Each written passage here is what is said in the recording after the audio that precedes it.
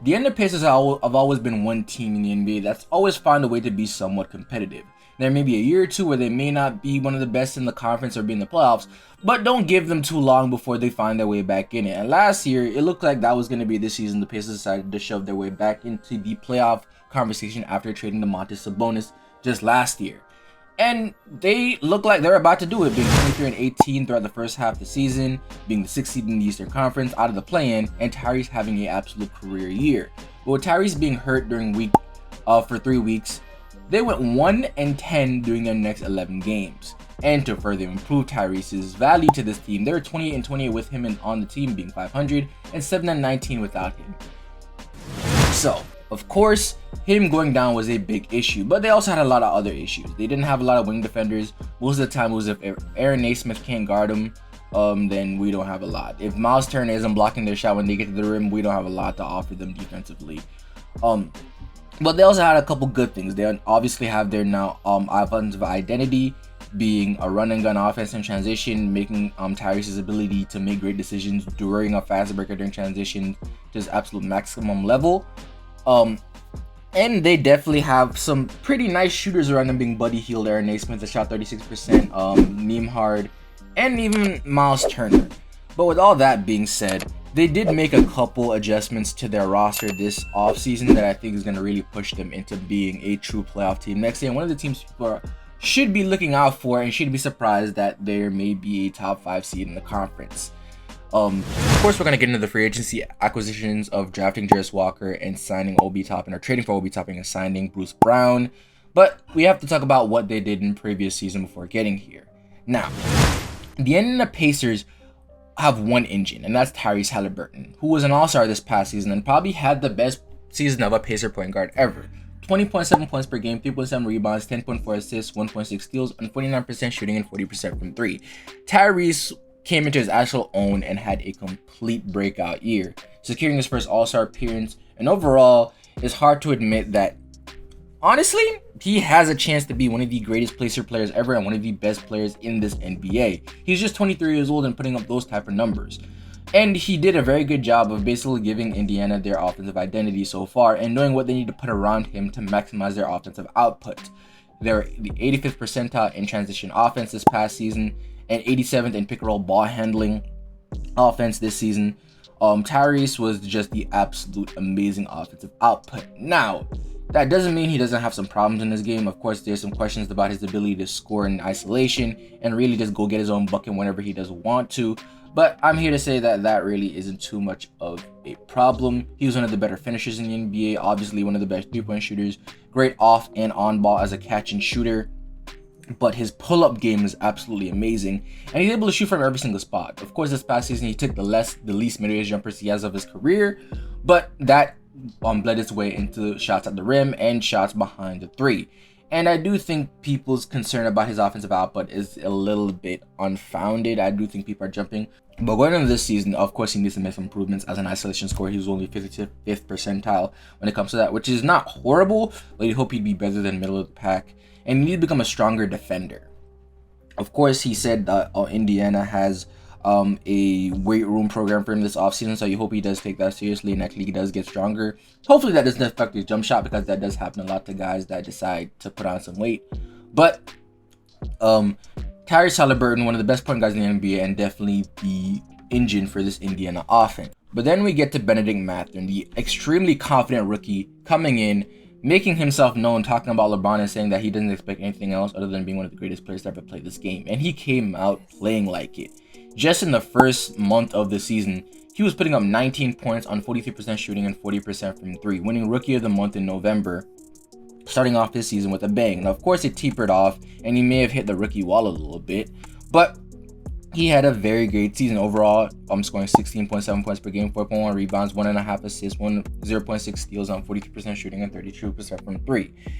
With all that being said, was a little inefficient. He was one of the worst finishers in the NBA, and he said he wants to be a great two-way player. And defensively, while he did show some flashes, and he's extremely athletic, and he's extremely long and built for it as a wing, he does need to improve there, and his three-point shot does need a lot of work.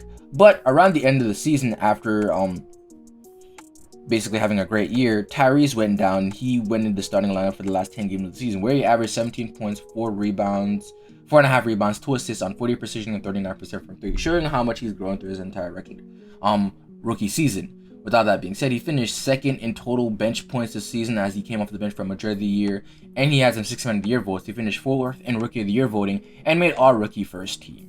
The kid is great. He already showed that he's a great scorer, and while many people think Tyrese does need another all-star level scorer next to him that can really take up a bulk and get his own bucket, they may already have that in Bennedict Mathurin, depending on how he comes out in the next season. Now, I want people to realize that rookie growth is not linear. You can't expect him to immediately make a jump to second season. Sometimes when teams get a scouting report on a guy, they may struggle a little bit. So I do hope that if Bennedict does struggle for a little bit of his second season or is just around the same level, I do hope you see the tiny growth in this game, whether it's defensively or becoming a better playmaker, and not just hope that he's going to jump to a 20-point per game score on better efficiency. Sometimes that doesn't happen. You can look at guys like Scotty Barnes right now and know that that's really isn't the case for a lot of guys, even though they're extremely talented. And with those guys at the top, you have their guys coming off the bench, which makes them extremely good. Andrew Nembhard, Aaron Naismith, and Jalen Smith. 3 guys come off the bench, pretty young, and honestly gave Indiana a lot of production. Nembhard is a great backup point guard. He kind of reminds me of Tyus Jones in his ability to just never make mistakes and just always play within his role. He was the first pick of the second round, and overall he was giving Indiana some great production. Highlights of the season being his game winner against the Los Angeles Lakers, and then I think a week later putting up 31 and 13 on Golden State, which is wild. But one thing that really shows his improvement throughout his regular season is that the 13 games without Tyrese Haliburton around the end of the year, he was averaging 16.7 points, 7.7 rebounds, on 48% shooting and 40% from 3, showing that when Chris roll, he's really good. But in that backup point guard role behind Tyrese, you always have somebody that can at least run the offense, even if Tyrese is out for a couple games, which is really good. And with Nesmith, it's just he needed a new role. He needed a new team. Being on Boston and being behind Jaylen Brown and Jason Tatum, and sometimes even freaking Grant Williams, it didn't show how good of a defender and how versatile and how good of a scorer and shooter he already is, shooting 36%, averaging 10 points per game this season, and being the guy that Indiana threw at everybody, whether it's Giannis, LeBron, Kevin Durant, Kawhi, Paul George. He was the guy defending those guys whenever the time called for it, and he did a pretty good job. And Hardy being young in his 4th season, still only being 23 years old, you can expect a lot of growth from him. And then you have guys like Jalen Smith, who I expected to probably take a jump this season, but again, he played a lot of more 4 than 5, and he played a lot more 5 last year, and he struggled at times, but he did show a lot of potential as a defender, rebounder, and as a floor spacer, as he averaged the most rebounds per game for his entire career. And now that we talked about Indiana's mainstays, we do need to talk about the guys that they're now bringing in, being Obi Toppin this past season, who wasn't getting a lot of opportunity on the Knicks. He got drafted 8th a couple years ago for the New York Knicks, and he was there to be the replacement for Julius Randle, because at the time Julius Randle didn't show that he could be that franchise starting power forward. But after 2 All-NBA campaigns and averaging 25, 10 and 5, Julius Randle has made his value be known to the New York Knicks, and Obi Toppin most likely was not going to get that starting position, so he looked to move on. And he did show some flashes, defensive versatility, being extremely athletic and working on that 3-pointer, and coming with more opportunity in Indiana. Hopefully you see him use that versatility for them defensively. He's extremely athletic and loves to run in transition. You can expect a lot of alley-oops and great plays in the fast break with him and Tyrese. He's an extremely good target with really great hands, and you hope that his jumper does become better and he shows a lot more consistency and focus on the offensive and defensive end with more higher opportunity here.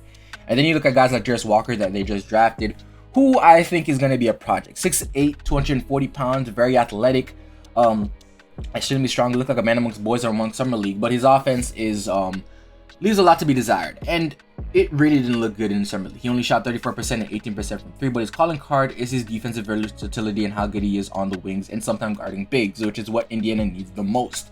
And I do think you're going to see him get some minutes there, and I think playing with somebody like Tyrese is going to make it a little bit easier on him, and he can get a lot more better opportunities, maybe learn to play off ball a little bit more, and hopefully you pray that if that jumper does improve, he is perfect for this team. And then you have their biggest acquisition being Bruce Brown, who showed his value this past season with the Denver Nuggets after winning a championship. He showed his versatility, being able to shoot from the perimeter pretty well, work off a great playmaker, being able to get to the rim, really score great on cuts, and sometimes get his own bucket here and there.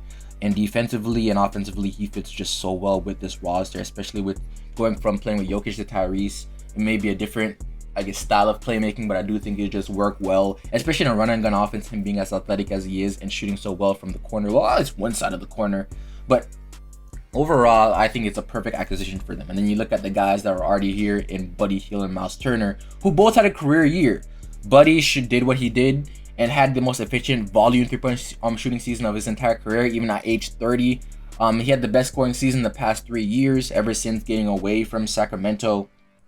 And he was an important cog in Indiana's offense, as he was riddled in their best lineups offensively this past season. And then you look at Miles, who had the best season of his career, hands down. 18 points per game, 7.5 rebounds, and shooting 54% from the field and 38% from three. The best three-point shooting season he's had of his career, the best scoring season, the best rebounding season, and he was always been a great shot blocker. He's a prototype perfect big for a high-paced offense that can shoot, allow them to play 5 out, and is pretty athletic and can move in transition here and there.